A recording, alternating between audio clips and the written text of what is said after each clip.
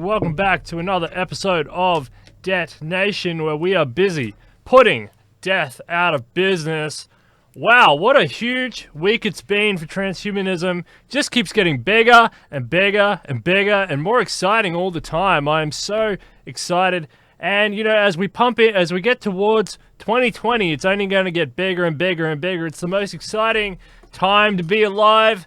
Transhumanism is taking off in huge ways. It's super exciting. All right, thank you very much, everybody, for coming and joining us here. Ben Zion 2020, thanks for coming back to the show. You're doing a very good campaign out there. You're going around America, doing all the amazing things that you do. Dr. Abdul, finally, we've got you back on the show. We do have a little bit of a sound issue with you, but we hope we've cleaned that up now. You've been working diligently and hard behind the scenes in order to get that fixed up, and we welcome you to the show. And Niklaas, thank you for coming back. We did the Ectogenesis show. We've done some other stuff as well. Really appreciate your insights on that. Ectogenesis is so super exciting, and we really appreciate you coming on for that as well. That was really, really cool. But let's just let everybody introduce themselves very quickly. Ben, we'll let you go at the end. And Niklaas, you were on before on the Ectogenesis. Would you just quickly introduce yourself to the audience, who you are, your college, what you're trying to achieve with biotechnology, the massively exciting field, really, really exciting field, biotechnology. I'm super excited about biotechnology and nanotechnology as well. That's the other one. We're edging into nanotechnology as well. But introduce yourself, and then Dr. Abdul, and then Ben Zion. Thanks again for coming back on the show, everybody. Really super excited to have you on. All right. Greetings, everyone. So essentially, yes, I'm Niklaas, and I'm currently a graduating student. And yeah, I'm someone who's very passionate about the field of biotechnology and also healthcare, more or less on how can you apply these new exponential technologies and also and apply them within the marketplace, specifically here within an African context. And currently, I'm working alongside Dr. Abdul on trying to get getting a transhumanist association opened up here in Africa, and spreading, essentially, creating a sort of knowledge portal on transhumanism. And something that another project that I'm also trying to get off the ground is called Metamorph, and it's essentially the main goal of Metamorph is looking at how can we look into going beyond therapeutics and therapy and moving into the realm of human enhancement and human augmentation. Of course, the starting phase of the project will be looking into more diagnostic technologies and also into the field of digital health. But moving forward, as I start building a team, getting a team together, and also working in collaboration with other institutions and companies, is looking more into building a biolab phase and working in collaboration with other groups, and kind of creating a sort of a transhumanist a company that is driven by various transhumanist ideals and goals. Fantastic! Thanks for that introduction, and we encourage you and all the best in doing that, getting the transhumanist association working, the movement growing over there in Africa. This is a really, really important endeavor. Dr. Abdul, you're doing this crazy thing as well. You're the madman wading into you're wading in. Thank you very, very much. Very much appreciate it coming on the show. Really, really hope your sound holds up, because you are a man with a lot to say. Introduce yourself, and yeah, we want to hear all about it. Thank you very much, Dr. Abdul. All right, thanks for having me, Steele. Greetings, everyone. Hope you can hear me. Yep. Yes, sir. Okay. Yeah. All right, so I am Chogo Abdul. I'm a transhumanist from Nigeria. I lecture in philosophy at the Kogi State University here in Nigeria. And over the years, I've really, really gotten to define for myself transhumanism as my personal philosophy. So I do it both from an academic standpoint, but I also go out into the wider Nigerian society to organize, um, um, give talks, um, explain transhumanism to people, um, design events that connect to the youth culture of Nigerians. And over the years, I've been able to come across other Nigerian transhumanists, and we were able to found an association, a registered association called the Enlightenment Transhumanist Forum of Nigeria. Our main aim is to connect Enlightenment principles of science, progress, and reason to transhumanist ideals, and to open the minds of Nigerians and also their awareness to a coming transhumanist civilization, as well as to tackle some of the obstacles within a sociocultural setting like Nigeria, obstacles that are mainly inimical to some of the ideals of transhumanism, or some of the expected fears regarding transhumanist technologies. So we go about sensitizing people. We go about organizing programs where we hope to explain transhumanism to the Nigerian public, and we'll be making some progress here and there. Then over the years also, I saw the need for this to be at a Pan-African level, not just Nigeria, but several other African countries where transhumanism could take root and spread.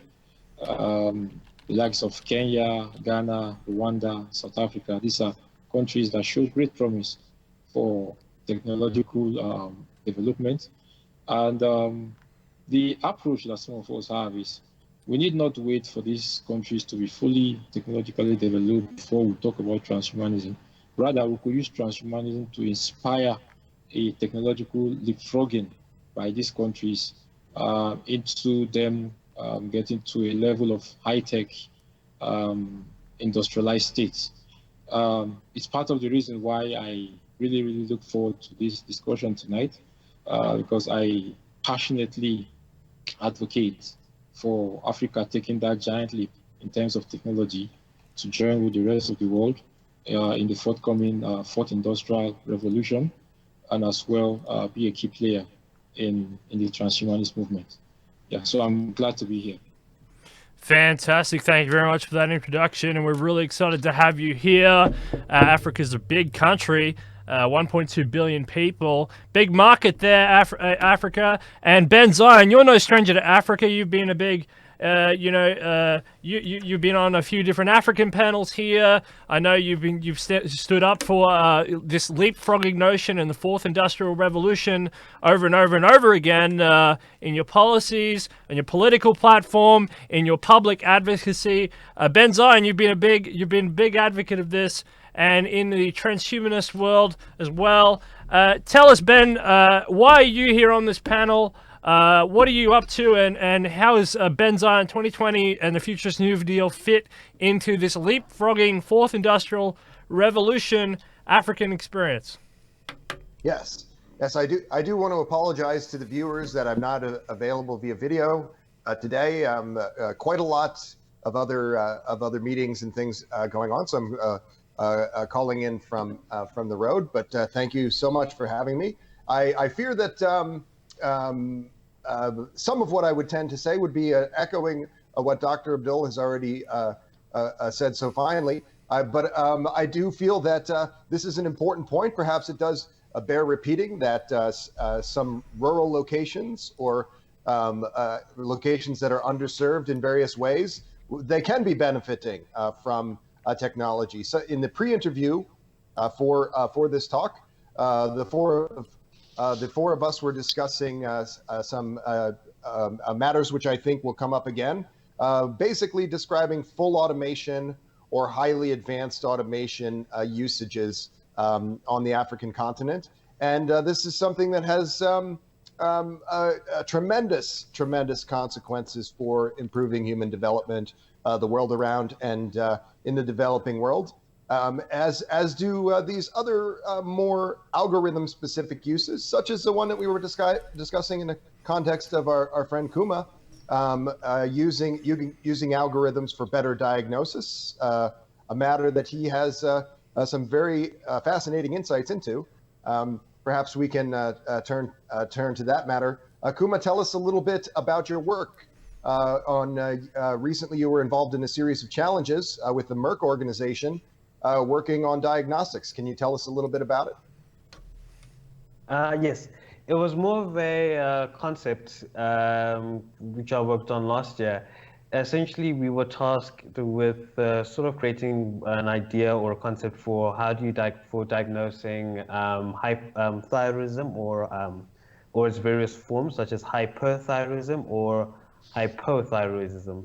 And it is a very treatable form of cancer, but the major problem with that form of disease is that it is difficult to diagnose. It's often one of the symptoms is the depression, and that is where the problem lies, where it's often misdiagnosed. Where, for example, if I go see a doctor and I'm exhibiting some of the symptoms of it, they might say, "Oh, you might just have depression." And there are also other symptoms as well, which also makes it difficult to diagnose, such as because it's either hyper or hypothyroidism. It's either an increase of either for hyper, it's you do get a bit of weight gain, and hypo you lose a lot of weight, and it could be the other way around. But in that case, like I said, it's often that illness is often misdiagnosed. And what we kind of devised is that, like, how can we use facial recognition software to kind of give you the early indicator of if the patient is suffering from thyroidism, and I think the whole theme of that was like how to use digital health to essentially streamline the diagnostic process for both patient and the medical practitioners.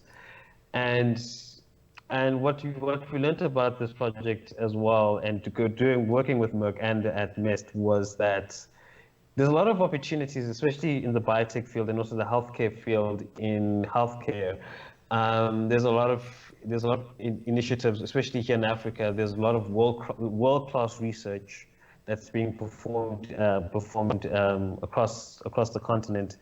The main issue is how do you translate all of this research and all this R&D work into the current marketplace, and that is the major challenge that was identified as well, and that's simply something that I want to do moving forward with the concept that I've been working on called Metamorph. And the early phases of Metamorph, like I mentioned, will be mostly looking to the diagnostic field, while also exploring how can we apply other transhumanist technologies such as sensors for diagnostics, and then branching off from that, looking into mostly into electroceuticals and also nanomedicine as well. That is a big field that I'm mostly excited about. Obviously, you need to, when it comes to these sorts of things, the scalability is also important. Also, what context are you working on in order to improve the lives of people within the content as well, when it comes to taking your health into your own hands, and also just empowering patients and those suffering with very much treatable illnesses as well. It's essentially a mixture of early diagnostics and also a bit of the quantified self. But moving forward, like I mentioned, I definitely want to look more into the field of human enhancement as well, moving beyond our current limitations, and that is essentially the whole theming of it, under sort of the transhumanist ideal, essentially. Mm-hmm. And some of our listeners probably quite familiar with this kind of technology, this AI doctor concept. It's just there's an article in Wired from just yesterday called "The AI Doctor Will See You Now," and it describes perhaps these familiar applications using this set of data science applications to predict or diagnose skin cancer, breast cancer, and now we are talking about using this something else that algorithms of this kind are very good at doing, which is understanding the condition of someone's face. Most of this research is not for a diagnosis, but for rather sort of machine empathy. Machines are quite good at seeing how people are feeling now. not something that's as used as widely as it could be, but we're now seeing a sort of integration of these two related disciplines, as you were saying in this writing of yours, and I too share your interest in seeing all of this kind of technology also being used not only for a diagnosis and treatment of concerns, but also for more proactive transhumanist kind of applications. Yes. And like you mentioned, especially with data, what is very interesting about the field of just on the data sciences and using algorithmic technology is that it provides a lot of, especially when you're using it for the right reasons, a lot of context around if you're able to derive meaning from it.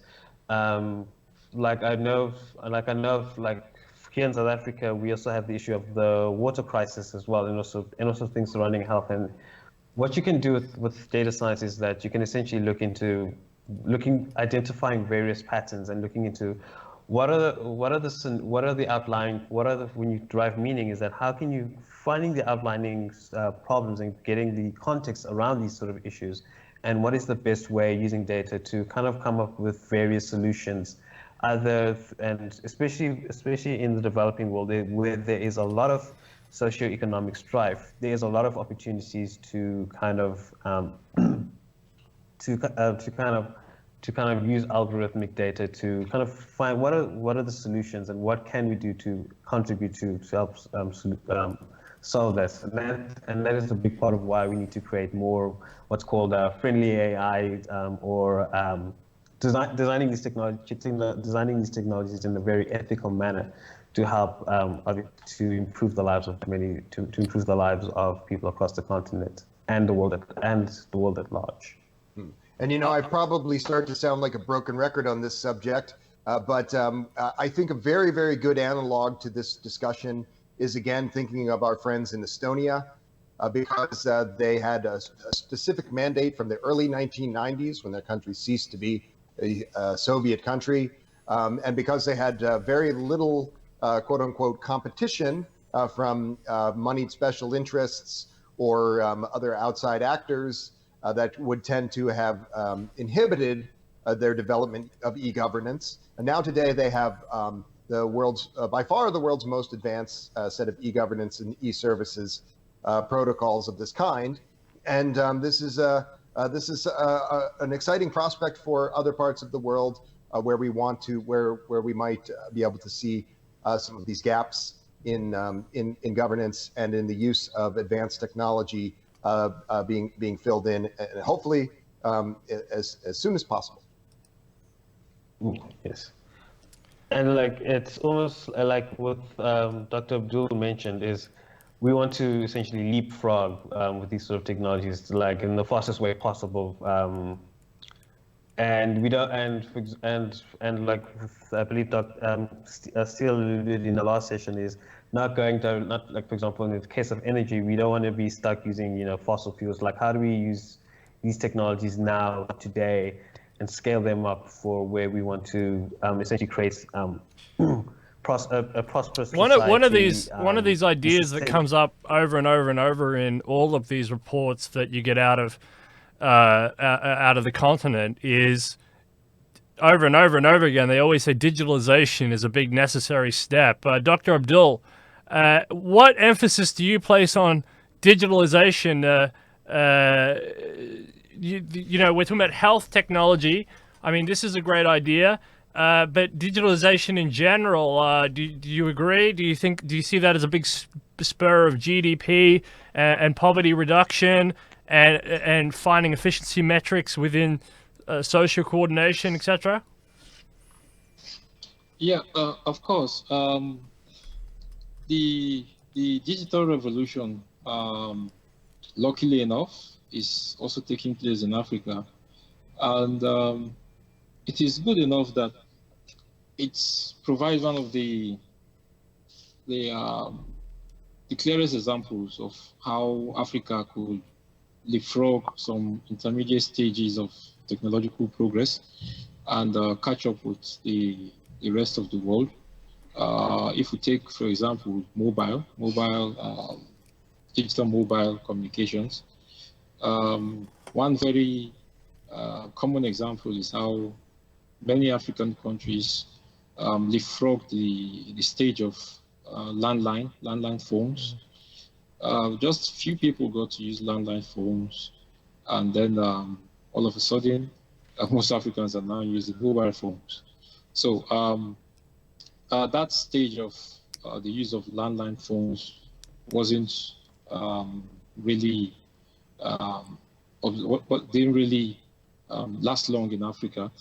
But then because of the accessibility of mobile phones and the opportunities that it brings, many Africans leapfrog landlines and got into the use of mobile phones. Now, with mobile phones and smartphones in the hands of many Africans, even those in the rural areas, we find its use being put to agriculture. We find its use being put to trade, several ways that Africans do business, local businesses. It's also used in healthcare, in education, and all of a sudden, a new economy has emerged around the use of digital mobile phones. So yeah, of course, digitization has really brought in a new kind of infrastructure, in terms of ICT, and this has helped Africa to some extent bypass the intermediate stages that led other societies of the world to mobile phones. One good part of that is we need not inherit some of the negative legacies of the technologies that served as build-up to mobile phones in some other societies, in some other countries. So the costs, some of the technological excesses, technological problems that come with those intermediate stages. Several African countries today, having leapfrogged into the use of mobile phones, will not get to incur some of those costs or some of those legacies. And we find out that the majority of Africans who use mobile phones get to come up with several ingenious applications of these mobile phones. And it is really showing much evidence in how it is transforming the African economy. Yeah, so yeah, digitization is one very welcome development in Africa. And we still know there's much room for improvement in that area. But the good thing is the stages that led to digitization in other countries of the world, especially in the developed countries of the world, we need not go through those stages anymore. All we need to do is to continue on the trajectory upon which we've leapfrogged and joined that train. And then next thing now is to look for how to come up with indigenous versions of many of these mobile technological innovations. Yeah, so I think that's the most important stage of leapfrogging. First you import, then you improve upon what you've imported, but then finally you look for ways to make indigenous versions of those innovations. We are yet to get there, but we're on the march already.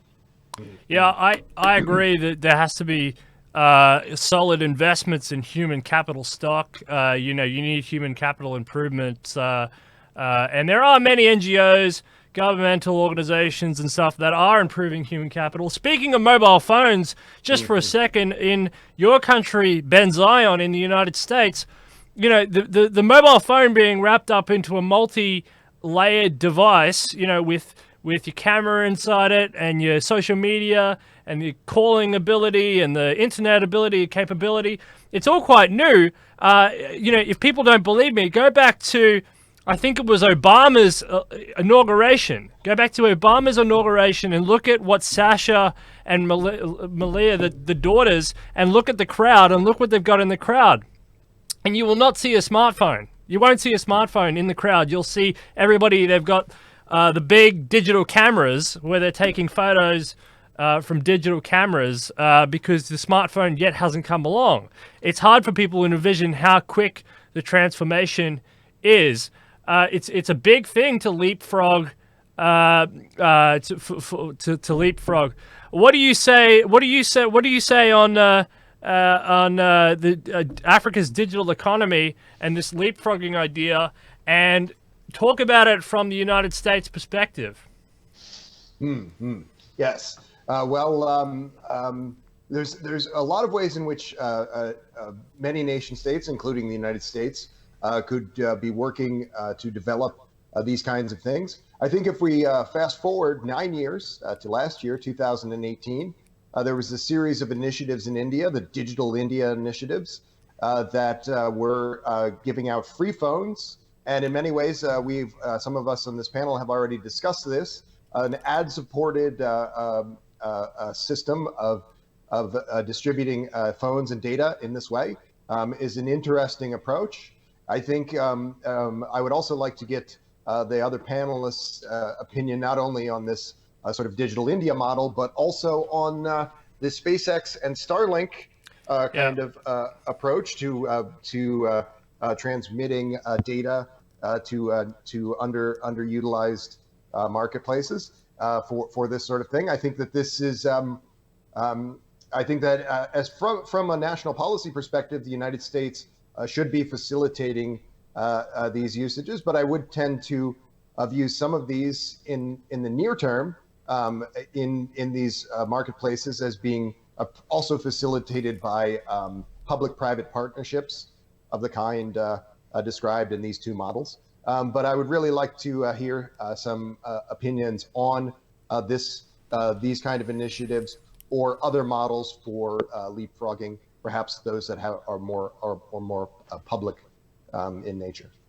Well, Niklaas, this is something I was going to ask you because you know, you're part of that process of human capital stock improvement. You're an educated person. You know, if I'm looking at Ethiopia and I'm seeing a country that's booming right now, they've got a whole new Congress. Like the parliament has changed dramatically. They've got a woman. They're all educated, a highly educated population. I see a country on the up and up, as opposed to what Ethiopia is usually seen as a 1980s, 1990s model. What do you say? There's huge innovations. You know, Dr. Abdul mentioned the mobile phone thing. You're talking about biotechnology and smart tech. You're saying there's a bit of a challenge there with Starlink. You know, Elon Musk Starlink and new digitalization technologies.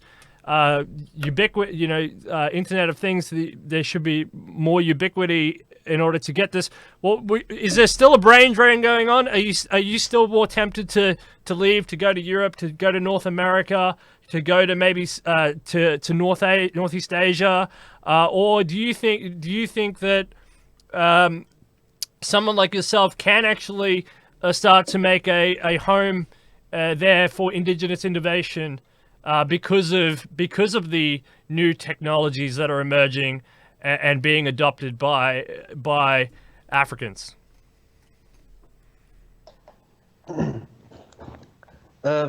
Yes, that's a very excellent question. And in regards to that, I believe that there's a lot of opportunity here in Africa in general. I mean, despite a lot of political and socioeconomic strife, that also equals a lot of market opportunity as well. just from that perspective. And I think it's great, especially if you look at countries like Ethiopia and Rwanda. There's been a lot of incentives for innovation, and I think a big driving force of that, like Dr. Abdul mentioned, is I think the greatest miracle, if I must say, is hyperconnectivity and the internet of things. These mobile phones, smartphones becoming more and more accessible as the years go on.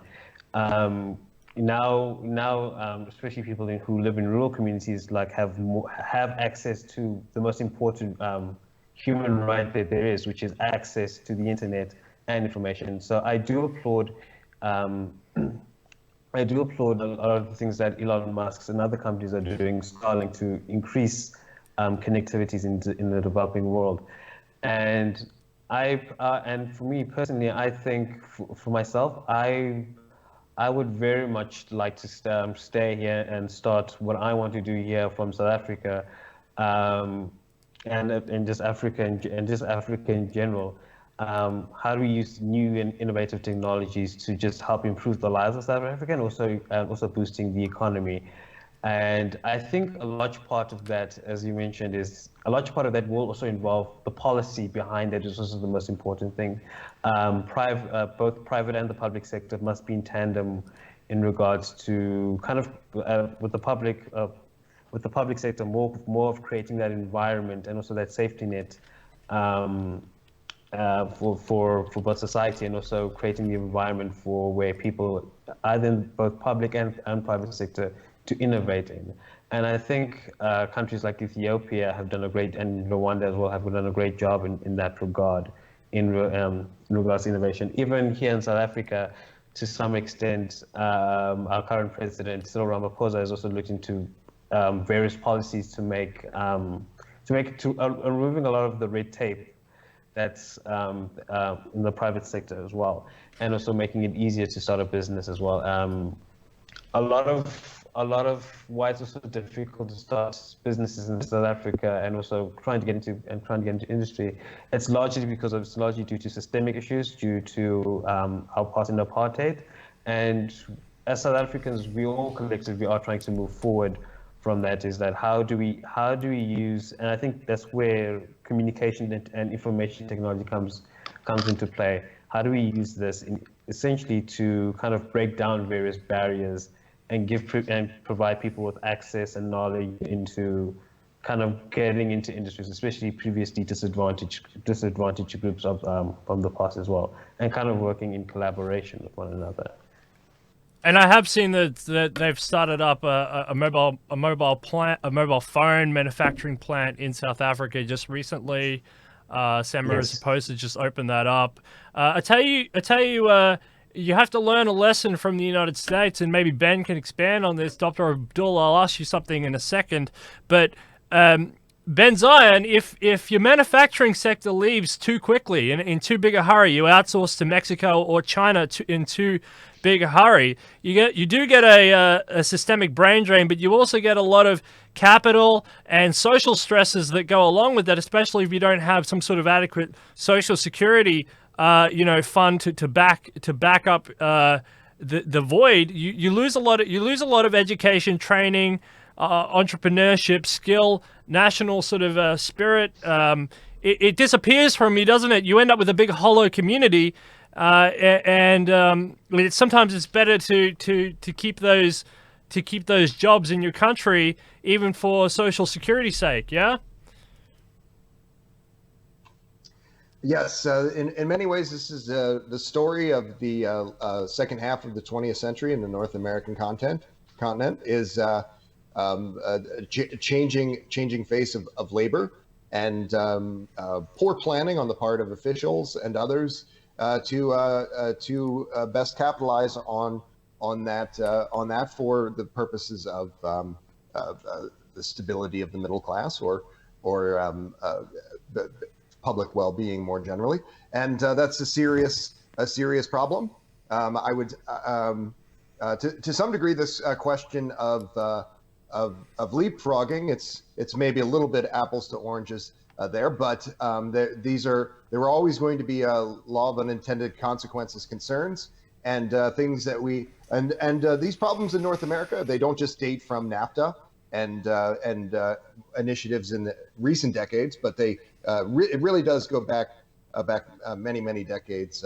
Already by the by the 1980s and 1990s, for example, the cityscape of Detroit was rather substantively different from what it had been in the 50s and 60s, and that's not owing to one particular policy, as in the example of NAFTA, but owing to a number of problems and failure to anticipate and understand those kinds of concerns. Dr. Abdul, switching gears a little bit, in Africa, as we were saying at the beginning of the show with algorithms, you want for correct policy, for policies and institutions to make correct analysis and correct decisions, you need proper data. You need proper data. You need proper research, which means you need proper funding for universities and other educational institutions, and institutions that are based on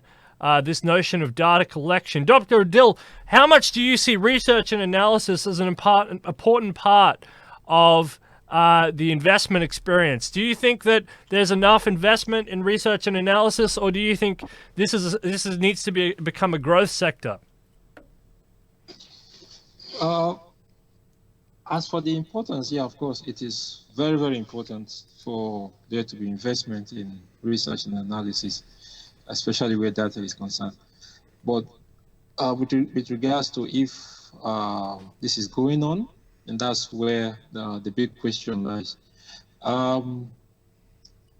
It took a while for several African policymakers to get to understand the relationship between technology and politics, or technology and the economy. I'm not saying many of them now understand it, because some of them is still, for some of them, it's still taking a while getting the point. Yeah, but we have experts on the ground, we have scholars on the ground who keep presenting papers at conferences and who keep emphasizing the need for research and for the links between research and development. So in recent times, of course, yeah, organizations are springing up, firms are springing up that provide analysis on steps towards development, or on information on the level of infrastructure, on the level of skills that are available, and the level of skills that will be needed to attain the goals of development that several African countries pursue. For this reason, I would like to mention what some of us see as a landmark achievement in this move towards emphasizing research and investment in research in the form of a journal called the Scientific African. Some see it as a nod to the Scientific American Journal. It was launched last year by the Next Einstein Forum, which is an organization that is built upon a dream to produce the next Einstein from the world, the next Albert Einstein from the world, from Africa. So the Next Einstein Forum came up last year with the Scientific African Journal, and part of what this journal does is to ask the hard questions about investments in science and research in Africa, and also to make convincing arguments for why there should be improvement in the level of investment in science, in research, and in technological infrastructure in Africa. So the journal has, the first edition of the journal was out last year, and it touched on agriculture, health, and a key other areas like that. So we can count that as one of the moves of experts in Africa to hold policymakers to account as to why there should be improvements in the level of investments done in science, in research, and in technological infrastructure. So I can say the hard questions are being asked already, even if the level of investments are still low, there's still much to be desired. But the good thing is we have some experts who are out there now asking these hard questions, these necessary questions, and some of them have been building groups, building organizations that hold necessary conferences and have discussions with policymakers.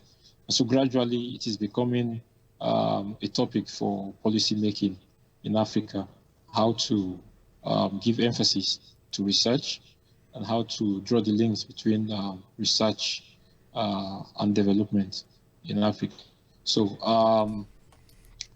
yeah, it's not something we could say we've fully succeeded at, but over the years, the conversations have been set in motion, and as such, I have cause for some cautious optimism that in the 2020s that we are about entering, the world is going to witness much more coming out of Africa in terms of science and research. Yeah.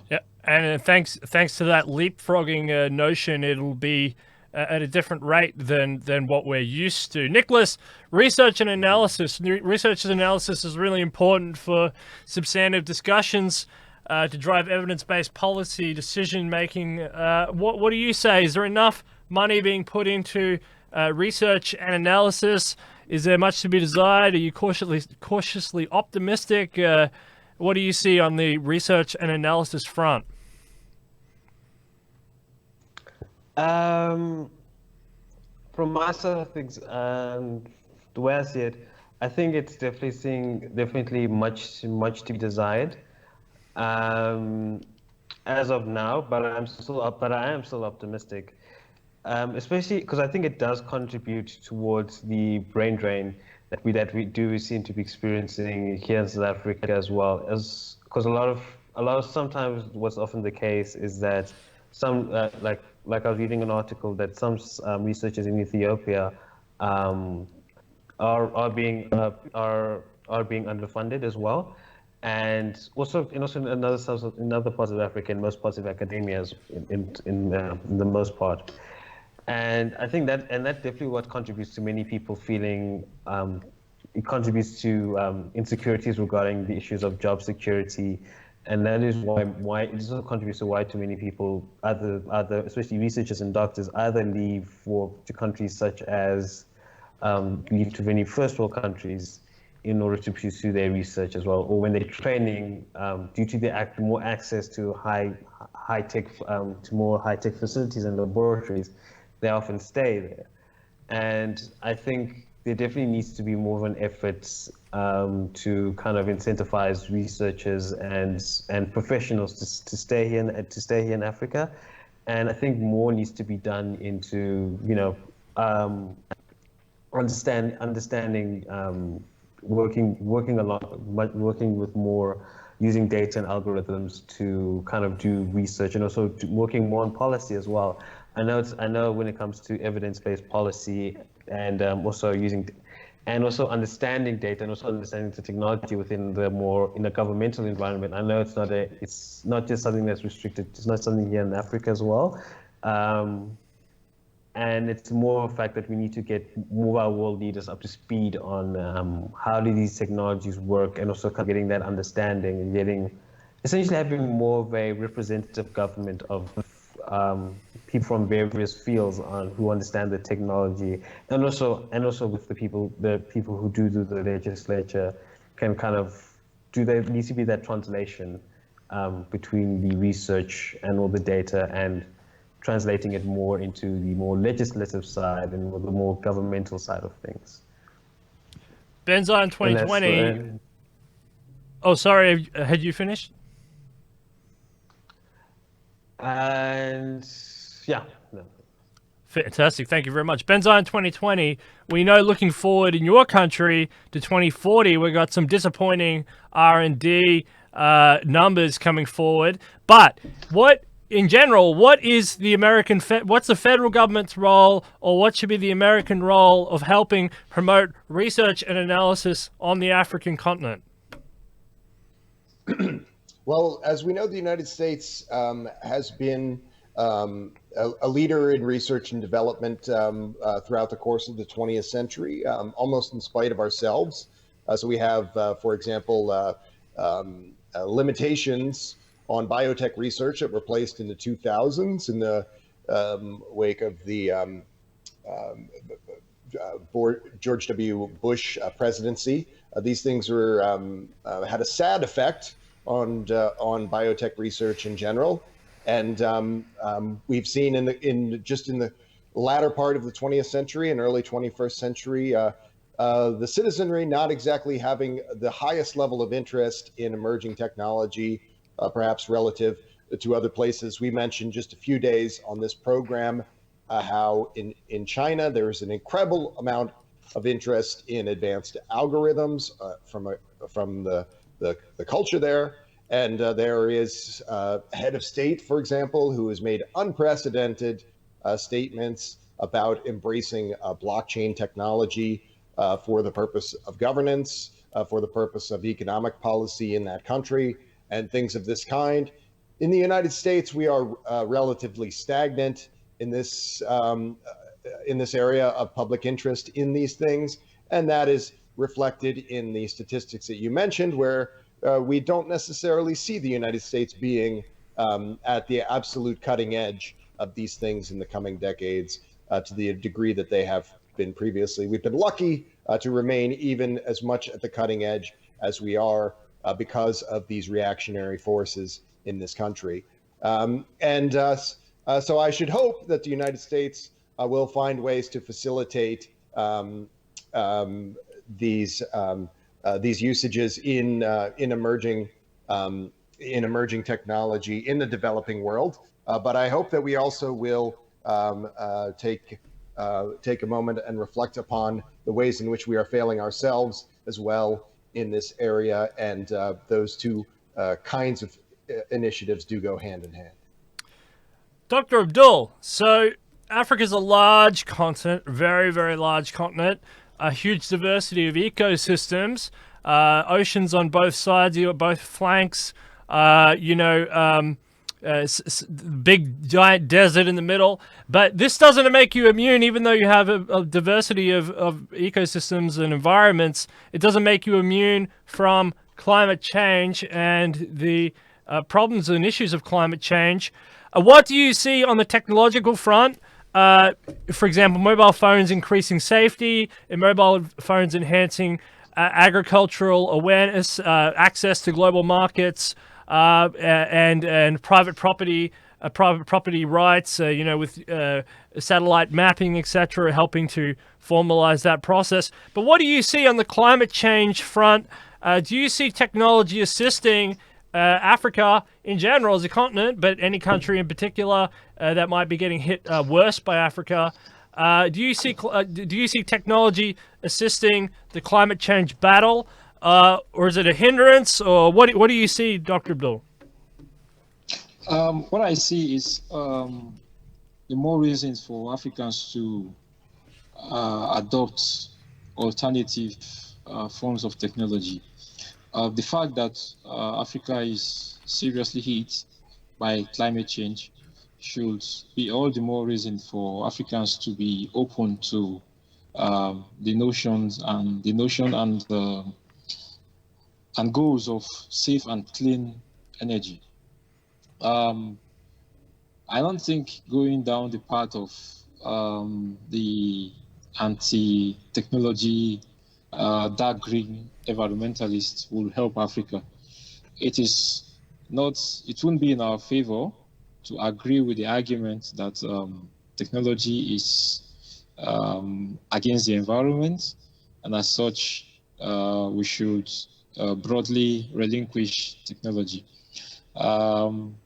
Africa will only suffer for that if we are to buy the argument of doing away with technology as a way of combating climate change.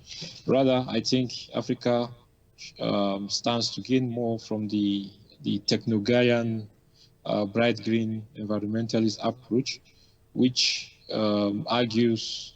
takes a stance for more adoption of alternative,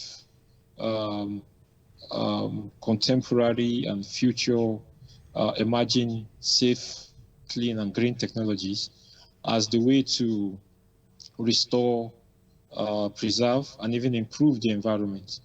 Now, I think by doing this also provides another opportunity for Africa to leapfrog the industrial civilization of fossil fuels, leapfrog that era that depended a lot on fossil fuels, and join the new and the future kind of technologies for generating energy, which are being led by revolutions in solar, revolutions in wind energy, in biofuels, and these other alternative forms of generating energy. Now, Africa has this this wealthy amount of sunlight, of a lot that can be generated in terms of solar energy. We could also use our resources in wind, our resources in water, our resources in agriculture to also do much for ourselves in terms of energy. So, and we see it happening today, even in some rural areas where, since they cannot be connected to the national grid, they employ the use of decentralized solar energy devices. And they use it to charge their phones, they use it for electricity and other ways to introduce some form of modernity and some form of the facilities of modern life into their lives. So even in rural areas, there is this transition to the use of solar, where they never may have gotten the link to energy that is gotten from fossil fuels. So for some of these people, it is out of that situation of not being connected to standard modern technology, they find that they are gradually transiting, bypassing the intermediate stage and transiting to even the more high-tech, the more futuristic kinds of technologies. So in the bid to mitigate the problems of climate change, but also in the bid to solve some of the challenges that the African environment have, we find that innovative ways are being devised here and there, which is helping Africans to leapfrog into the use of solar, into the use of wind, into the use of biofuels. And as such, we could do away, or we could manage not to inherit many of the problems of the industrial civilization that was built on fossil fuels, and some of the dirty wastes that it generated.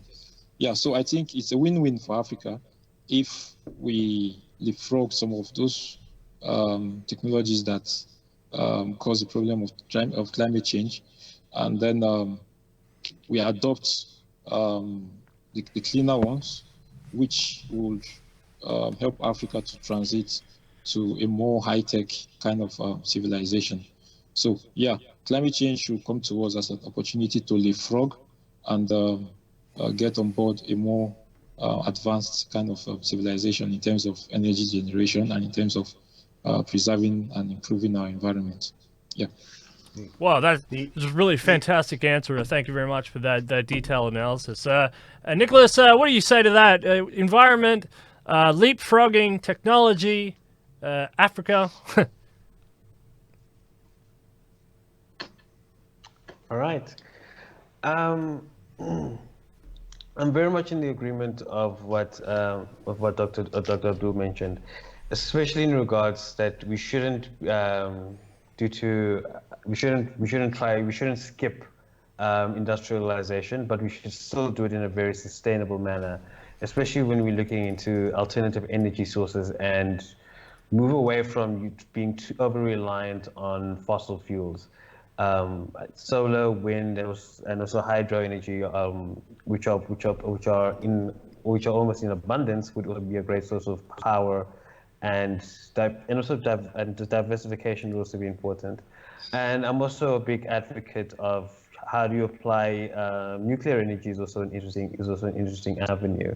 The problem with the main issue with nuclear energy, especially here in South Africa, is it has been ripe with a lot of controversy, and also with with corruption. There's been a lot of corruption scandals regarding regarding the nuclear plan that we wanted to have in place. Interestingly enough, South Africa is the only country in the African continent that does have a commercialized nuclear power plant.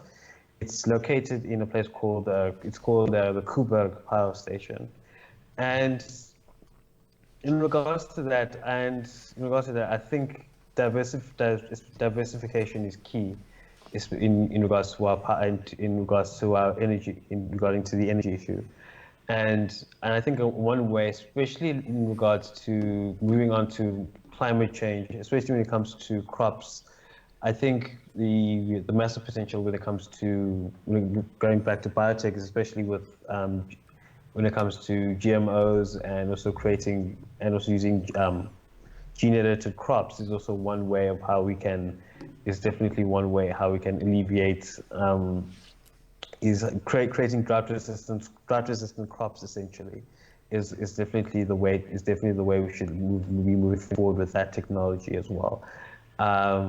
I think there's been a lot of writing about, especially with the innovation of yellow rice, the development of that, especially in various developing nations in Africa where there's lots of drought and various food sources haven't been that much abundant. I think the advent of yellow rice was a huge victory in that front when it comes to provision of agricultural goods and foods, and yes, I think very much important is keep on using new technologies in a sustainable manner that contributes to both to the economy and also to the environment. I don't see why you can't have industrialization and economic development with and also preserving and sustaining the environment at large, and contributing to alleviating the effects of climate change. President Trump pulled out of the Paris Accords. There's a lot of climate change denying going on in the United States. A lot of the people who voted for the climate change denying side of the team, statistically, here in my country, have just lost all their homes to bushfires. California going up in flames. But anyway, what do you see as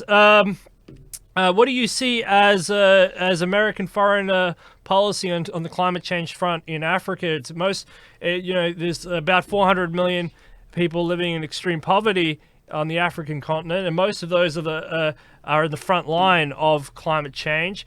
What do you see for the Benzion 2020 or American foreign policy in regard to the climate change front and technology in Africa? Yes. Well, I'd like to call back in answering that question, and I'd like to call back something that Dr. Abdul emphasized, which is this distinction between dark green futurism, a fear of technology, and bright green futurism, a utilization of technology. And on the European continent, on the North American continent, we see an awful lot of policies that are tending to be driven by the former.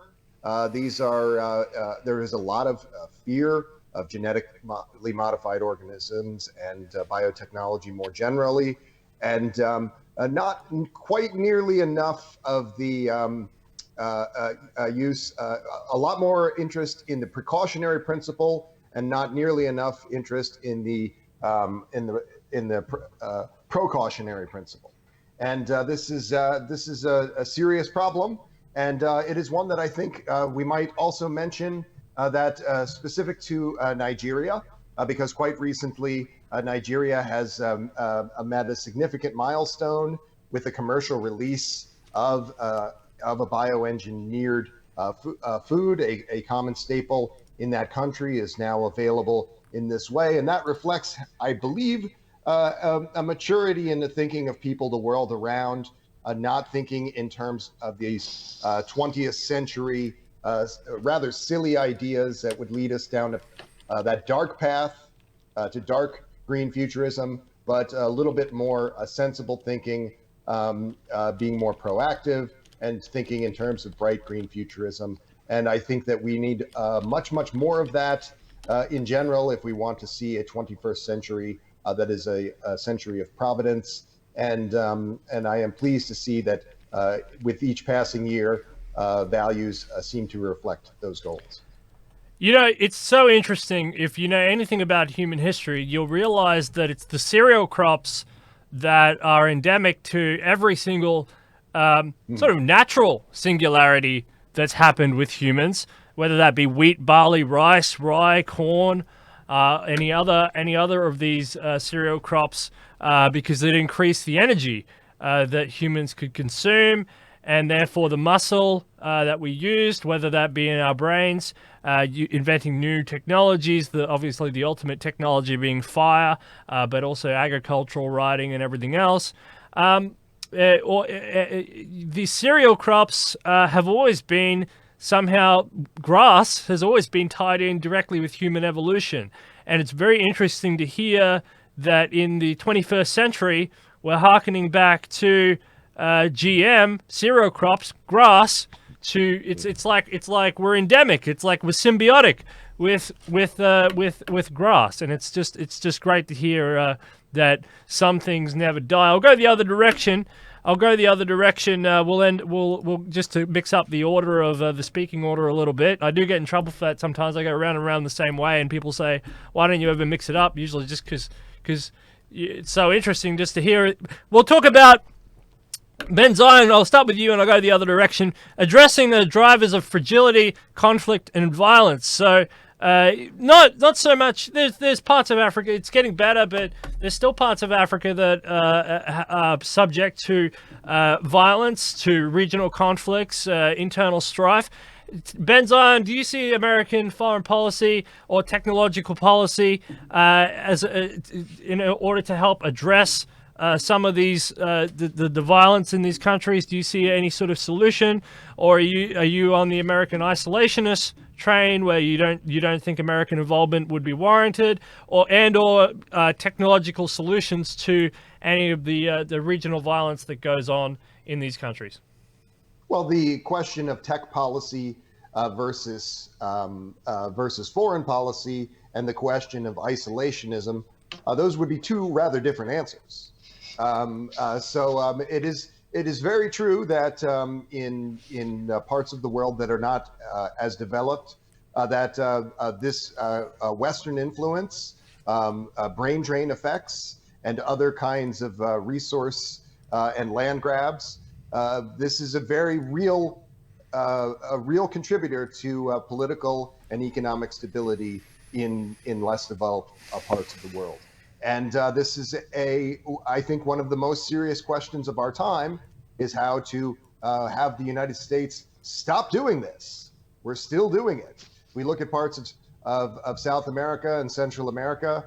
If we had really the ability to see precisely what was being done by three-letter agencies in many of the parts of the world where there are a lot of protests going on, you would probably be sick to your stomach if you knew the whole story.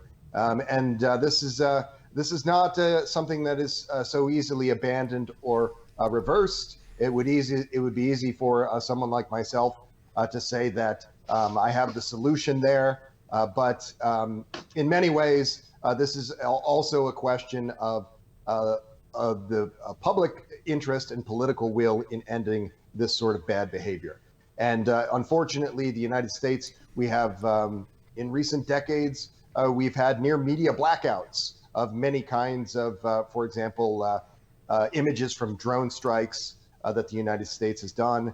We don't see those images. The people in this country often have their heads in the sand as to this sort of behavior. But I do believe in terms of technology policy that there is a little bit more reason to be optimistic. And I would certainly defer to other panelists as to what they think might be best practices for that tech policy specifically. Niklaas, I'll go to you next. Thank you very much. So there are parts of Africa that's still, a little bit fragile, that have conflict and violence issues. Do you see tech policy, foreign policy objectives, anything to help alleviate these problems? How about social media, for example? You mentioned GM crops as a technological solution to alleviate some of the food problems. What do you see over there? You're in a not too bad spot in South Africa, beautiful part of the world, by the way. But yeah, what do you see? Thank you. Especially when it comes to these sorts of issues, when it comes to strife, a lot of it produces a lot of uncertainty, and that's also what contributes to, for example, perhaps many people fleeing the nation or going somewhere else where, to suffice to say, the grass is perceived to be greener. And in regards to violence, this is obviously a very nuanced. Coming up with a solution is also, these are very nuanced and also very individual sort of issues, because obviously each part of the continent has its own unique sort of sets of problems, and trying to get the context behind that I think that is the main issue as well.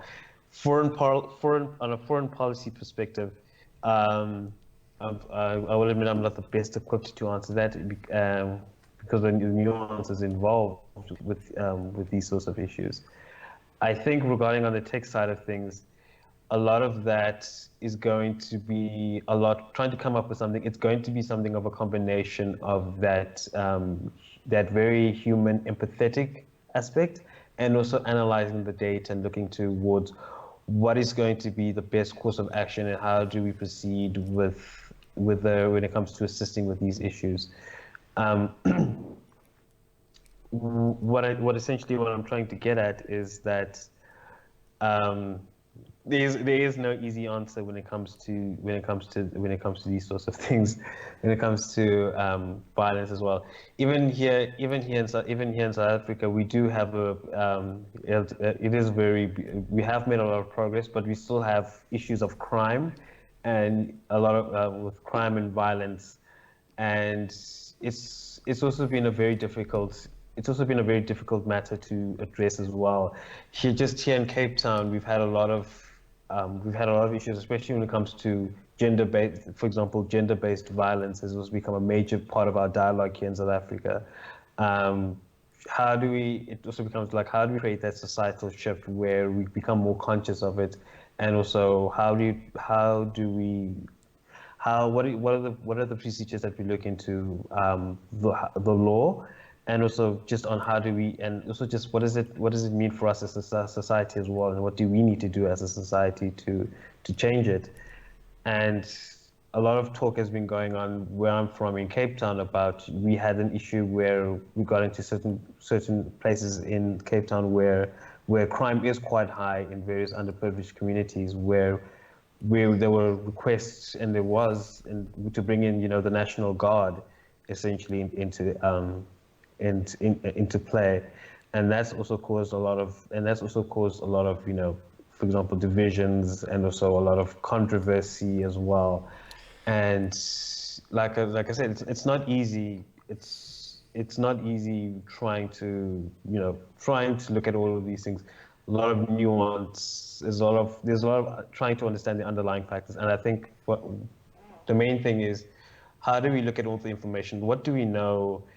And trying to reduce, we won't always come up with the perfect solution, but how do we use technology and data essentially to reduce the uncertainty and come up with better solutions, and how do we come with better decision making? And that's why I think something such as to put into place into governance is how do we put in the decision making sciences is a very important aspect of how you move forward with things like, for example, when it comes to things from crime prevention, law enforcement, and also moving beyond that into things such as foreign policy as well, because each one of these things kind of have a sort of ripple effect when you perform a certain action. And like I said, you want to reduce as much as uncertainty as possible when you want to make the best course of action. Just a side note, with the National Guard thing, is it kind of like this argument in the United States where they talk about posse comitatus?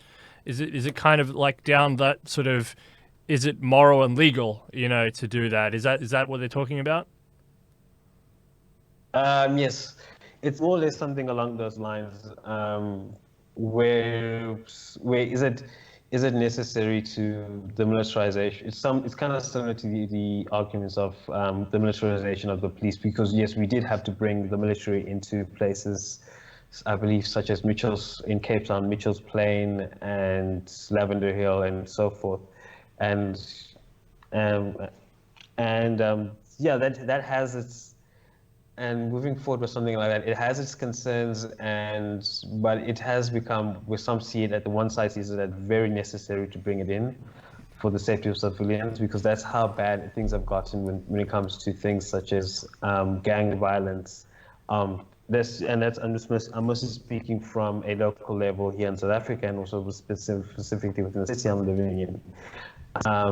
A main issue, especially in other areas of the country as well, where unfortunately, in some areas where things such as gang violence is this is a very unfortunate fact. Where it's a normal occurrence for many people. For me, it's a huge reality and a normal occurrence for many people living in the country.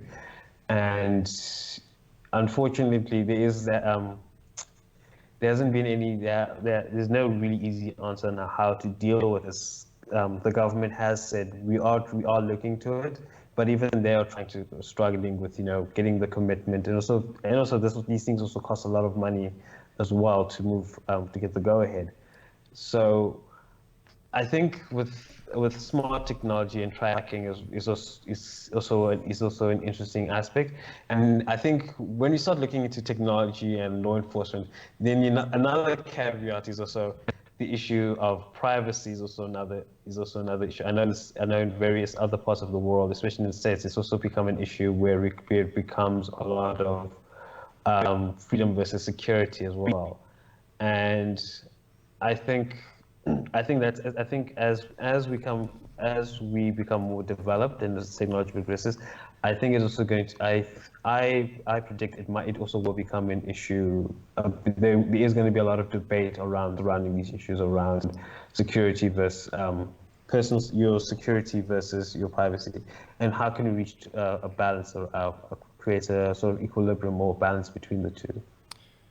Dr. Abdul, you've been sitting there very patiently. Thank you very much. Conflict and violence. What do you see as a solution to some of these issues on a foreign policy and a technology and domestic policy perspective? Thank you very much, Dr. Abdul. All right. In terms of conflicts here in Africa, in as much as I'm a techno-optimist in several other areas, but I kind of hold back on the extent to which I think technology can solve much of the conflicts we have here on the continent or across the continent. Some of the conflicts here are resource-based, and with respect to those, technology can play a huge role in solving some of the resource-based conflicts, especially where technology gets to make available in abundance much of the resources that people fight over when they are scarce. If technology can make them widely available, widely accessible, then reasons for conflicts between communities will be seriously reduced. So where conflicts in Africa are ignited by scramble over resources, there's a significant role that technology can play in those areas. Also, I was reading the other day about this example of how maybe with regards to the conflict of cattle rustling in Kenya and some other parts of East Africa, through the use of GPS and tracking, that's the particular issues that lead to conflicts over cattle rustling are being addressed. Someone also commented that the conflict we have in some parts of Nigeria today between Fulani cattle herders and farmers, a conflict that's caused by the cattle herders want to move around with their cattle, but these cattle sometimes get to feed on the crops that have been grown by farmers. And so the farmers retaliate, maybe seize some of the cattle, and then the cattle herders strike back, and then it leads to bloodshed. Now, someone was saying that with the proliferation of lab-grown meats, many Nigerians may transit to eating meat that are plant-based or lab-grown, and as such, the whole practice of rearing cattle and having cattle going out there to destroy the crops of farmers, which leads to conflict, will become a non-issue. Okay, so some people are seeing how technology could come in and solve some of these resource-based issues in Nigeria and across Africa, and then policies can be built around this. Also, technologies could be used for security or in terms of intelligence, where we have, let's say, the problem of Boko Haram or some other insurgencies across Africa. With improved intelligence, with improved surveillance coming from more sophisticated technologies, there will be better information sharing and better ways to intercept the activities of some of these terrorists or insurgent groups that mete out a lot of pain and bloodshed on people. Yeah, so these are areas where technology could be used to address conflict in Africa, and where policies, both at the national level and even at the level of foreign intervention, could be built to use technologies to solve some of these problems. But then I have, like I said, this skepticism when it comes to conflicts that are based on values, conflicts that are based on, let's say, tribe or religion. Here in Nigeria, for example, much of the conflict we experience here are driven by tribalism or are driven by religious differences between people. Now, for such conflicts, I don't really get to see how clearly technology could intervene. These conflicts are, like I said, based on values and interest and people's beliefs, and it runs deep, and it's a serious problem across many African countries. Many Africans are strongly tribalistic and deeply religious, and some of them are very fundamentalist about it, and they can go to extremes for some of these values and beliefs. I only think technology could help in this regards by spreading enlightenment, or by spreading information that will lead to bring about more tolerance. So in this case, perhaps the use of social media could be of help, when people come out with more positive messages for tolerance and understanding between people of different tribes, people of different religious belief. Yeah, technology could help in sharing such information, in disseminating such enlightenment values, and in helping people to reevaluate the values that lead to this conflict. Yeah, these are areas where I think technology could be of help in reducing values-based conflict. But I will agree with Chuma that they are nuanced and they are complex. And even when policymakers come in and want to use technology to solve some of these issues, they need to understand more of the context, and they need to have more experts on people's beliefs, experts on people's identity and the emotions they attach to the identity. They need to have these experts come in and help them develop content which would go with the technologies in trying to address these issues that lead to conflict across Africa. Niklaas.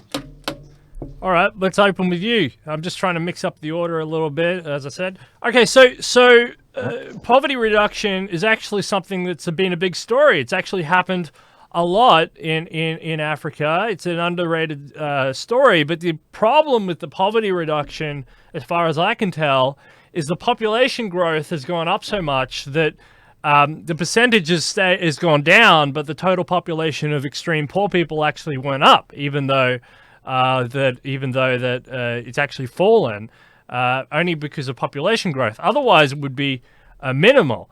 And because of the population growth, Africa is going to be the poor continent of the world. We're looking at that happening. What do you see in terms of extreme poverty reduction in Africa for technological solutions and or whatever other solutions you can find? But technological solutions mainly, getting those 413 million people to reduce that extreme poverty rate on a mass level. Do you see solutions coming from the technological sphere and or foreign policy sphere or domestic sphere? Do you think there's political solutions? What do you see? What do you see?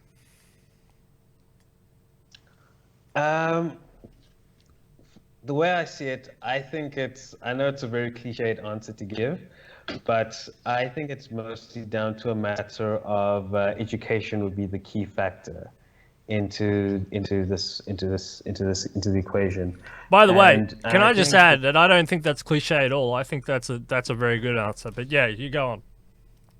Thank you very much. And essentially, the way I see it, especially when it comes to education first, but the most important thing is how do you educate the people of Africa, and I think just on a global level, like the education system needs to be overhauled entirely, because not only that will also like help improve when it comes to the amount of the fertility rate and keep it at a reasonable pace once people are educated on such things.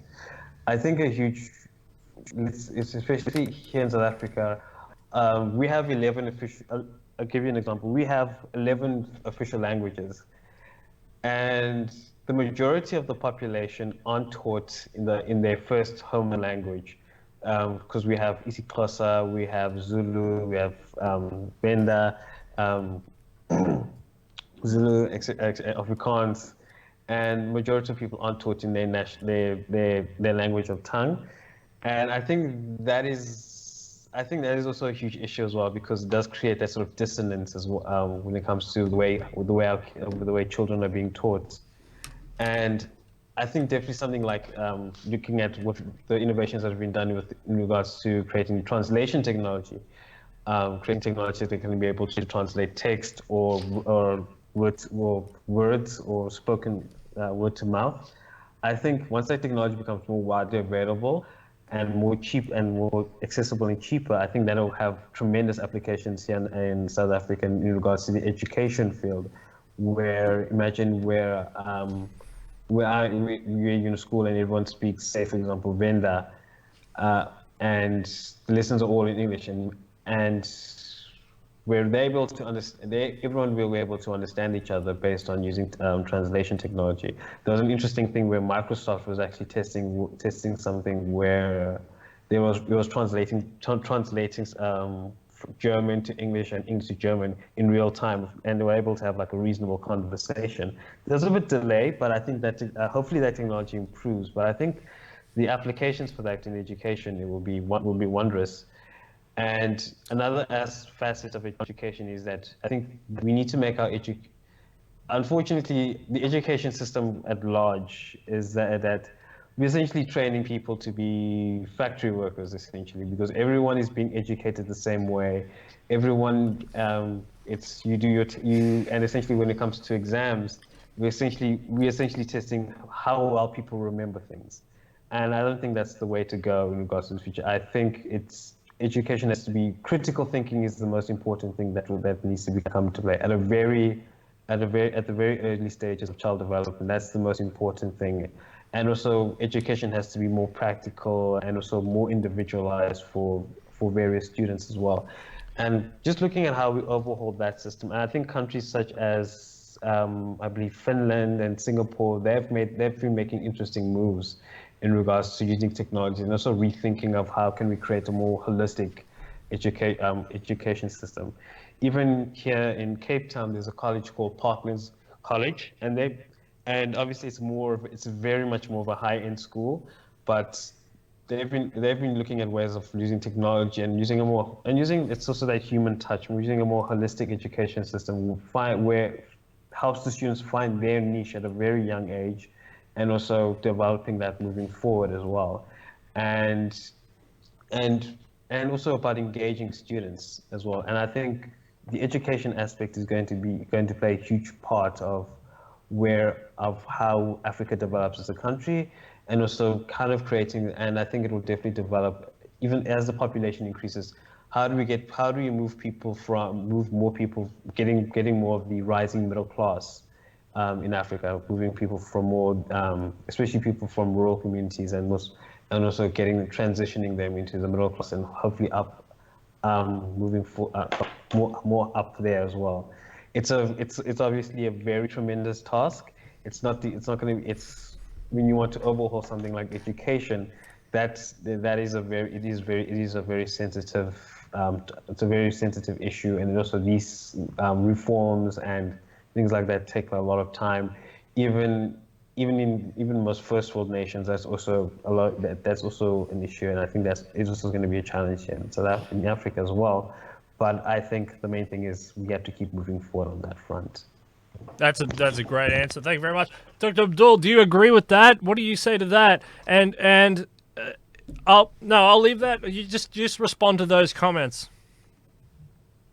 Yeah, I agree with Chuma. Education is definitely the key to lifting the majority of the African population out of poverty. I don't think our population is a problem. For some who look at the brighter side of things, our population could be our biggest strength, actually, especially that we have this youth population, a very vibrant youth population as part of the general population in Africa. So if the emerging youth population, which is also the most likely demographic to accept, to embrace new technologies, if they are empowered, then of course prospects of having a wider middle class in Africa will become a more attainable goal. So I agree with you, Mother. To get this started, we need to invest in our education and, if necessary, overhaul our educational system. There is actually a lot that is wrong in the educational system of Africa. Much of it is also dealt with severely by the problem of brain drain. Africa keeps losing its best minds to the more developed countries of the world. So if the infrastructure, if our educational infrastructure and our management system in our educational institutions are put right, many of the bright minds will be encouraged to stay. And then, of course, if also new technologies are incorporated into our educational system, um, the, the efficiency at which knowledge will be communicated in Africa is likely to be faster and more effective. Yeah. So before we talk about Africans becoming tech savvy or Africans leapfrogging technologically, we really need to look at the literacy rates of Africans. We need to look at the level to which Africans are educated, because a basic level of education is needed for one to really be at home with several of these technologies coming in. So I think the starting point should be in educating more Africans. And when we have more Africans educated, especially more African youths educated, then the chances of becoming adept in using technologies, the possession of the skills required, to be able to adopt, use, improve upon these technologies will be further bolstered. Yeah, so I think we're talking technology leapfrogging, but we have to first start with educating the majority of Africans, especially the large population of African youth. Forget this right, then I think many African youth will have the necessary skills to be able to use and innovate technologies needed for Africa to continue on its path to sustainable development. Yeah. Yeah. What do you think about Chima's argument about this sort of Polish schooling system model, where where you're trained to remember things to become part of a factory process of specialization? The rise of the internet creates opportunities. Do you see the internet as an opportunity, an educational opportunity, Dr. Abdul? It should be, but unfortunately, even within the university where I teach, I notice a sad trend, a discouraging trend among some Nigerian students, where the internet today has become this excuse for laziness. Several Nigerian students today would rather just go to the internet, copy materials from there, just do some patchy work and submit this work as a thesis or as a project work. When they are given tasks to do, when they're given assignments to do, they go to the internet and then download ready-made materials and submit them. And unfortunately, the software that are used to check such works for plagiarism, not many institutions in Africa have adopted this software. Even the ones that are aware of them, there is still yet to be that policy from the commissions that regulate education in Nigeria, for example. There's still yet to be that policy coming from the regulatory bodies or the commissions for these plagiarism check softwares to be used by schools.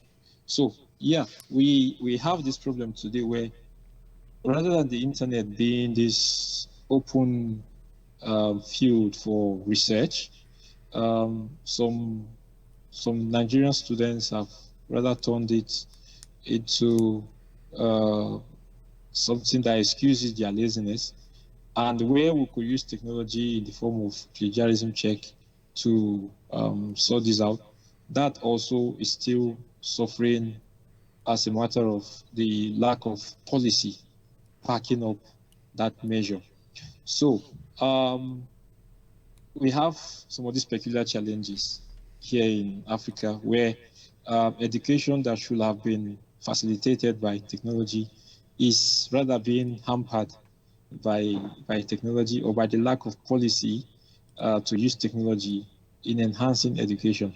Yeah, but some of us still keep talking about it and encouraging more Nigerians to rather use the internet as a reservoir for or as this fountain of knowledge, or as this field where they stand to develop themselves in terms of education. Yeah, so the potentials are there for the internet to bolster education in Nigeria and Africa, but we still have some challenges where some rather use the internet for cybercrime, some rather use the internet for porn to satisfy their porn addiction while in school. Some rather use the internet, like I said, to just copy and paste ready-made works and submit these as their projects. So the potentials are not being tapped into rightfully enough, and it's a challenge on the part of some of us to talk to other Africans as to how best or how better to use these technologies to improve education. The potentials are there, but for now, as it is, we don't see it being utilized optimally. So yeah, there's still a lot of work to be done in opening Africans up to the much that can be achieved educationally from the internet. I just want to remind everybody, if you like what these gentlemen are saying, give us a thumbs up. Hang around because we're going to another show straight after this. We're going to the UK. So that's fantastic. So hang around, and if you like what these gentlemen are saying, give them some support. Give it a thumbs up. Throw in a comment if you can. Get that algorithm so more people working, so more people will see the show.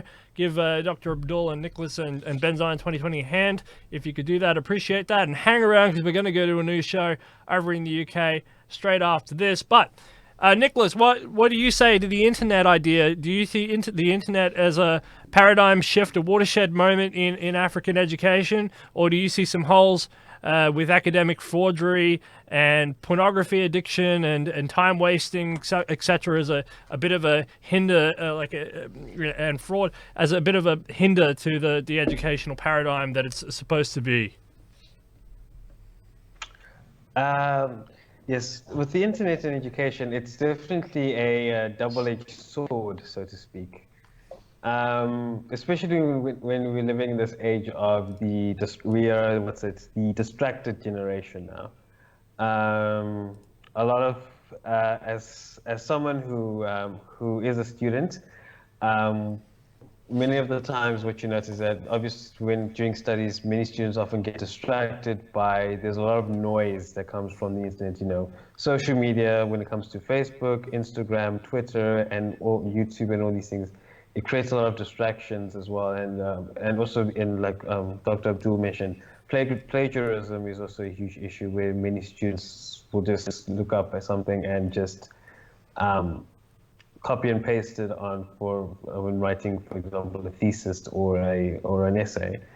But on the benefits it provides, such as easier access to knowledge, and also the important thing is verifying if that knowledge is objectively correct or has some substance to it is also an issue, because even with all of this information and knowledge, there's a lot of misinformation that is out there as well. And now in this, unfortunately, we do what people are calling the post-truth era. It's becoming more and more difficult to disseminate between what is substantial and what is not. So yes, it has definitely in this information age, it definitely has its advantages, but there are these sorts of caveats that we do need to work out as well, especially on the education front. And how do we go forward with, at least contributing to creating a more informed society, but at the same time, we don't want to tell people what to believe and what to look for. But how do we help with people making more properly informed decisions as well? And I think it's definitely going to. What's also interesting to look at is also how do you, it's definitely more of a generational thing. Or like, how do you see the various generations, how they interact with the internet and technologies, with these technologies, and what sort of inputs and outputs are they sort of getting? And I think that's an interesting. That's definitely an interesting field to look at as well when it comes to that. When it comes to the facet of it. Benzai in 2020, you have the best United States Secretary of Education I've ever seen in my life. She's the smartest, most beautiful, most equipped woman ever for the job in the history of humanity. That's Betsy DeVos. I mean, you should all be very proud of what you've achieved over there in the United States with Betsy DeVos. I mean, this is the pinnacle of education. But so tell us, in all wisdom, your wisdom, not Betsy's. What do you see for education in Africa and the American perspective? Thanks, Benzai in 2020. Yes. Well, I think that it's just as it's important to emphasize the ways in which we can best make use of this precautionary principle and using things like the acceleration of technology and new initiatives to best benefit this country. It's reasonable to focus on the ways in which education and other cultural properties will enhance these things. It's quite reasonable, but there's a lot of other things that we can consider, and some of it to talk about it is to seem to be spitting into the wind.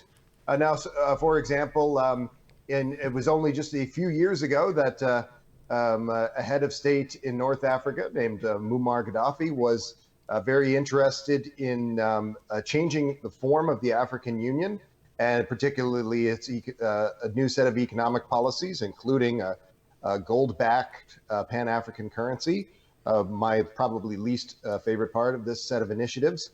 And then perhaps it was pure coincidence that it was not so long after he spearheaded this set of initiatives that he was deposed and painted in the Western media as a terrible dictator, and that man is now dead. Now, the point being that we have on the African continent the highest median income, if I'm not mistaken, in the African countries is in the Seychelles, a country that has something like a $13,000 or $14,000 median income.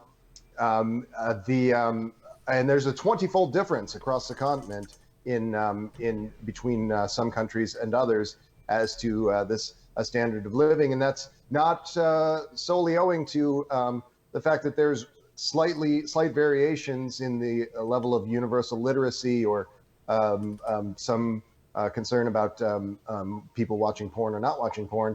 It's also owing to a very high degree to these kinds of foreign policies and these kinds of this kind of Western land grabs and resource grabs that have gone on for quite some time. So I think it's important as transhumanists to consider that the state of education, the face of education may change. And honestly, some of the things that someone like Betsy DeVos represents, she's not a uniform boogeyman. Some of the initiatives that she has supported do represent this changing face of education. But by and large, she would be described, in my view, as a heartless kleptocrat. But the point is that, in my view, the goal is to see that those per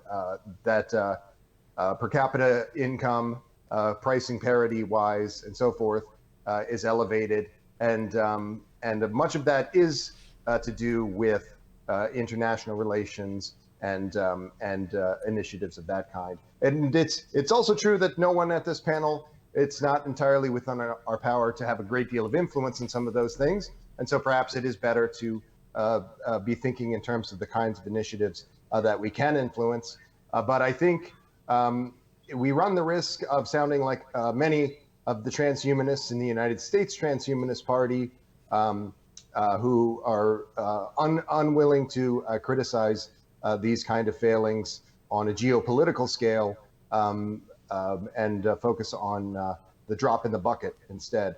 And this is why I would make mention of this Pan-Africanism. If we are the subject of this panel is effectively Pan-Africanism, and we should at least say that such initiatives have not always been wholly supported by countries and institutions in other parts of the world.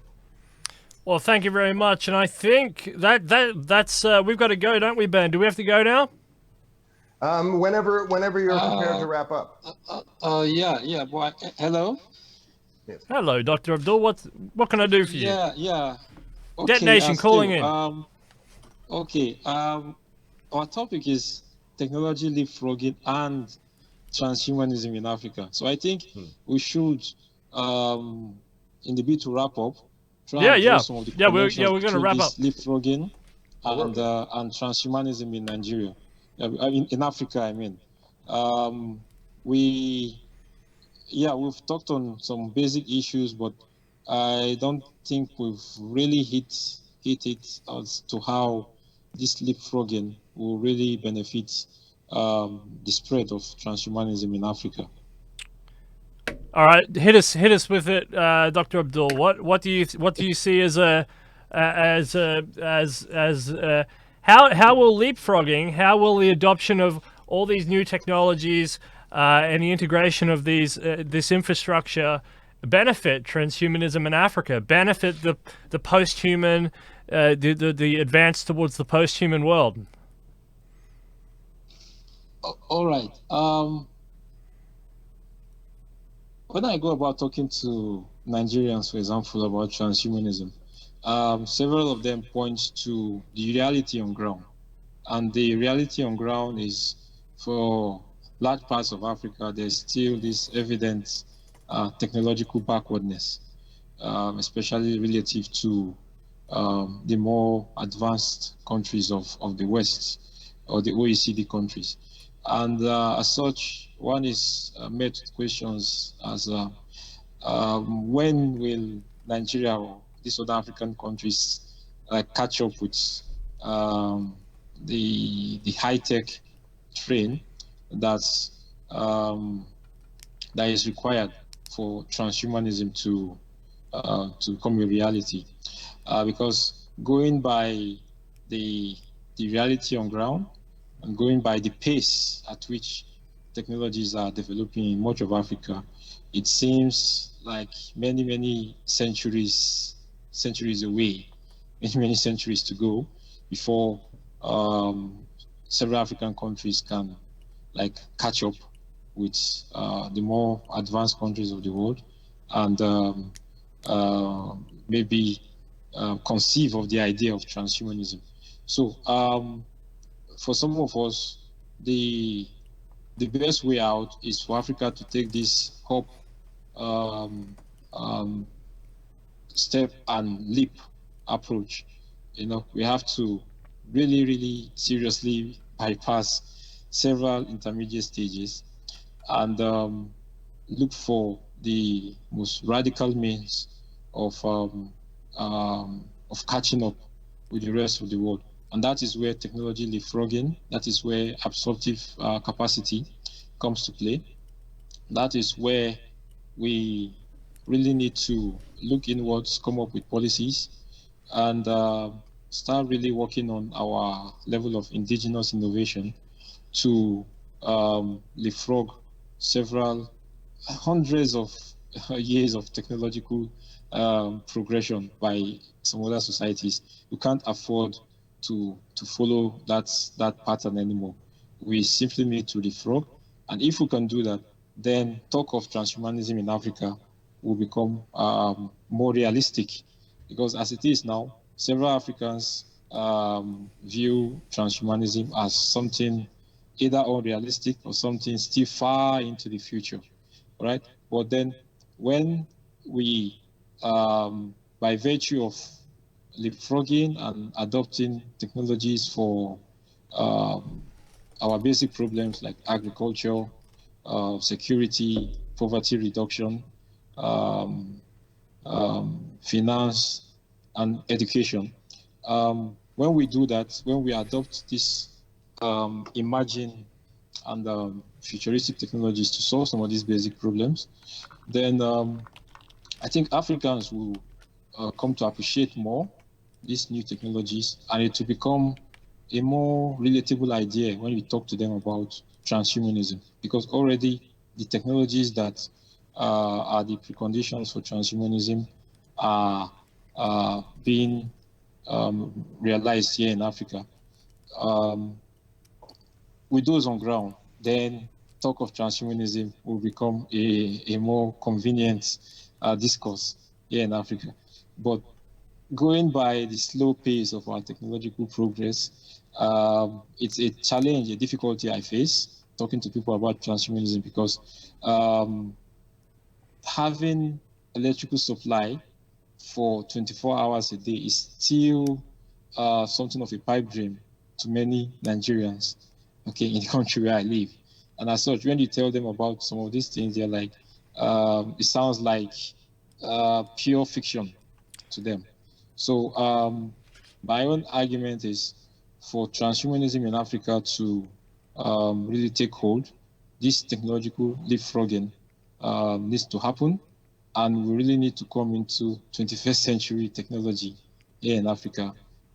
Then we can be sure of joining the march towards a transhumanist civilization. Yeah. Fantastic. And if you were a betting man, Wakanda when? Sorry? If you were a betting man, when would Wakanda be something realistic to occur on the African continent? And where would it happen? Maybe South Africa, or where do you think Wakanda would pop up? Okay, yeah. We're seeing encouraging news from Rwanda. We're seeing also encouraging trends from South Africa. By the way, there's this project called the Square Kilometer Array, SKA. It's a telescope being built in South Africa. I suspect Chuma might know about it. Yes. It's billed as the world's largest telescope when it is completed, and it promises to attract so many scientists, to Africa. This is a good point. I mean, build and they will come, right? And this is what Africa needs to advertise to the rest of the world, that there's a stable, secure facilities and countries within the continent that's attractive for business, attractive for entrepreneurs, attractive for private and foreign capital, attractive for scientists, intellectuals, philosophers, and business people to come and securely work and not feel at all threatened. And that's the sort of image that Africa needs to get off. Now, Ethiopia, as I said, Ethiopia is doing exactly this, and yet for some reason it's not getting broadcast to the world properly. That this is the reality, that this has been achieved, But this is the other thing. The other problem is, without some of these reductions in poverty and improvements in security and improvements in basic sanitation and consistent electrical supply, and some of the other problems that food distribution, and some of the other problems that are at least perceived outside of the continent, without a basic marketing plan and marketing strategy to say that these have been dealt with on a level, it gets harder to sort of stimulate that idea of a stable democratic regime, to attract that foreign capital, and you end up in this sort of mishmash of China versus United States sort of neo-colonialization up around the north, the Gulf of Aden. You end up with a lot of Middle East investment up there that makes it hard. And then all the rest of it, the African population who hasn't yet achieved that stability says, what's Dr. Abdul talking about a post-human era when I haven't got food? That makes it kind of hard. So, I totally understand this idea. And you see this in the United States as well. You see a divergence in the society, within the class, and within the intellectual framework, where you have people saying, I don't really care about technology. I don't really care about what Silicon Valley is talking about. It doesn't bother me. I haven't got food in my stomach. This is a priority for me. I need to pay my phone bill. I need to pay my rent. I need to put food in my belly and on my kid's table. And the rest is all just gibberish. It doesn't really matter, you see. So this is a big challenge, but it's something that we can overcome, and that's why I focus this show on some systemic problems that can be overcome, and tried to focus on technological solutions and some foreign policy solutions to doing this. But transhumanism is something as you advance, it does sort these problems out. It solves these issues by definition, and how and where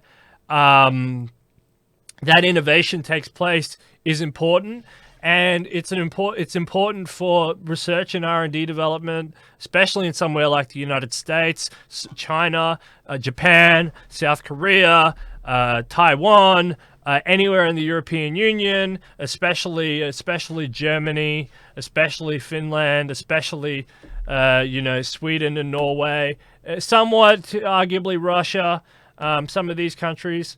And increasingly in South America, in some ports, you need these innovations on a massive level, and you can't. And this is the idea about leapfrogging. It's just adoption then, and I mean, Africa is a huge continent.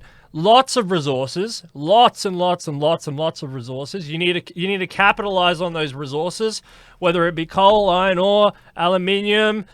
You've got lots and lots of agricultural products you can produce. You've got an amazing array of potential solar power that can be produced. You've got the Nile River up there. You can produce lots and lots of hydropower. You've got plenty of fresh water. You've got an amazing amount of timber. You've got an amazing biodiversity for medicines, for amazing amount of chemicals, and a huge population, a young, dynamic, big, a growingly educated population that you can capitalize on to use and focus for transhumanist and R&D and research and development needs. I mean, Africa, it's primed. It's It just needs a bunch of different political, economic, institutional, somewhat secular. I like this idea of education. I think you hit the nail on the head when it comes to education. I want to see education. I think the more education you can get into the continent, I think the better the continent overall, because they will utilize all the resources that are around them in a far more efficient way, whether that resource is the internet or the natural resources that lie around, that exist around, or foreign resources. In this leapfrogging mechanism, the mobile phone proliferation, like you said before, or so I think transhumanism could be absolutely primed for the African continent. I just think it's going to be a bit of an uphill battle. But what I really see is I could see isolated conclaves. I can see certain countries. There are certain countries there that are not going to do very well. Chad, Democratic Republic of Congo. A lot of these landlocked countries, it's very hard. But but Ethiopia, South Africa, obviously. Angola is looking very good, actually. I've been reading a lot about Angola, looking very good there with the oil boom, offshore oil boom, stuff like this. You just need to invest a lot in the human capital, a lot in the political resources, a lot in advertising and marketing, and you can end up with islands, essentially beacons of hope throughout, that are dotted throughout, that would expand those the growth of stability, education, and others to the other. It could export the good things to the other countries surrounding. For example, Ethiopia could expand the benefits to Somalia, or Kenya, or South Sudan, or Sudan. All in and around there. You also have the benefit of having a lot of very rich countries just across the Gulf of Aden there, across the Red Sea. All up in the Middle East there. There's a lot of rich countries that have got a lot of money, Saudi Arabia, etc. Got a lot of money. They don't know what to do with it all. And if you can market yourself as a continent that has a stable, South Africa being a good one to do this for, but you can market yourself as a stable place to invest. I mean, you can attract a lot of that foreign capital and use it for transhumanist agendas. And I think the population will rally when they finally realize what transhumanism is about, how it can impact the continent in positive ways. And it doesn't just seem some far off, some far off ideal that that's increasingly happening in the United States as it becomes a poverty hellhole. So, all right, well, thank you, Niklaas, Chuma. Did you have anything to say to all that? Dr. Abdul wanted to bring it back around to transhumanism and this leapfrogging, this escape velocity idea. I've been ranting for a while. What did you have to say on this? Well, just to end from my side, and I think, especially when it comes to transhumanism, it's still a relatively unknown idea here in the African continent. But I think in my experience, the more you talk about it to people and the more you present it, it presents in a way that is relevant to their issues and to their plights, and also in a way that excites them. Because especially when you're talking about new technologies and also how do you solve problems for the future, and also looking at foresight, is that it all comes down to how do you sell the future to the people that you're talking to. And I think, touching on what you said, especially where we have all these lots of these new organizations that are popping up, especially the startup scene and also the corporate scene in cities in South Africa, such as Cape Town, and also in Johannesburg. We have initiatives such as the Cape City Innovation organization. We also have the Silicon Cape, which is essentially trying to create more of a startup ecosystem as well. I think, especially with these new technologies, they create these new, essentially these new unexplored markets that we can explore. And that creates a lot of momentum with economic momentum and so technological development momentum. And I think that will drive a lot of investment from foreign nations such as Saudi Arabia, the States, Europe, and etc. And I think the message that we need to drive across is how do we essentially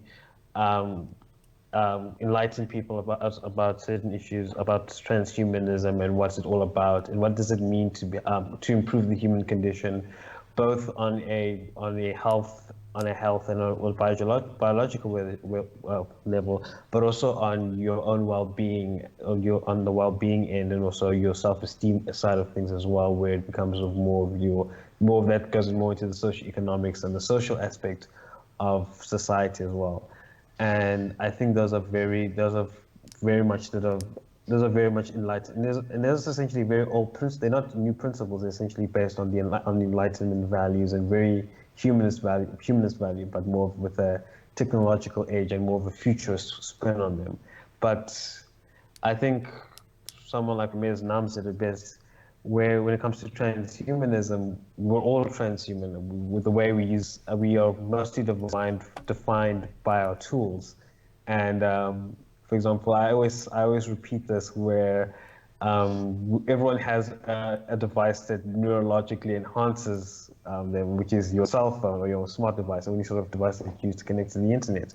You're using that to expand your cognition. So in that front, we're all transhuman.